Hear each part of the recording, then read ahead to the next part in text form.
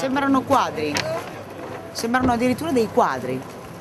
Meraviglioso. Molto bello, un percorso rilassante, comunque ti fa ritrovare il piacere dei colori, delle sensazioni particolari davvero. Poi tutto così nell'oscuro risalta ancora di più, un ottimo lavoro. Ho avuto un'impressione che i colori sono bellissimi, sono dei bei colori e il prodotto è sempre magnifico come al solito. Molto impressionante, molto bello, sicuramente delicato e indimenticabile comunque, veramente una ricerca ben fatta. Dico che mi sono emozionata perché è uno spettacolo unico e che coglie il senso dell'arte, della natura e che tutto è possibile.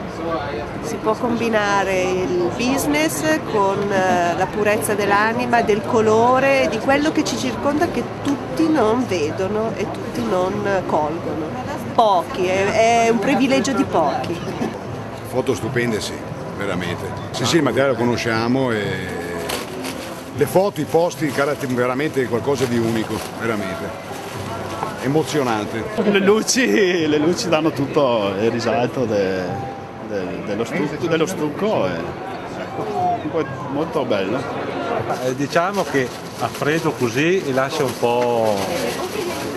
Diciamo che il percorso che ho fatto è abbastanza suggestivo, interessante, bello comunque, ecco. Essendo per me che è una novità, che è la prima volta che vedo in questa. Ti posso fare soltanto dei complimenti, così a freddo. Una cosa molto, molto bella, molto moderna, molto che va anche a questi tempi da adesso, insomma, una cosa proprio una cosa innovinata, bellissimo. Molto bello, complimenti, gli accostamenti dei filmati con i colori sono bellissimi. Molto bello, come si è emozionato, uno stile molto bello, l'immagine molto bella e l'abbinamento colori molto buono.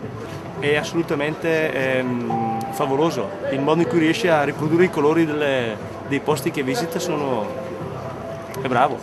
È molto suggestivo, sembra quasi entrare in uno stand artistico, mi ricorda la Biennale di Venezia, Colori dell'anima, un bel titolo, sicuramente a livello emotivo interessante.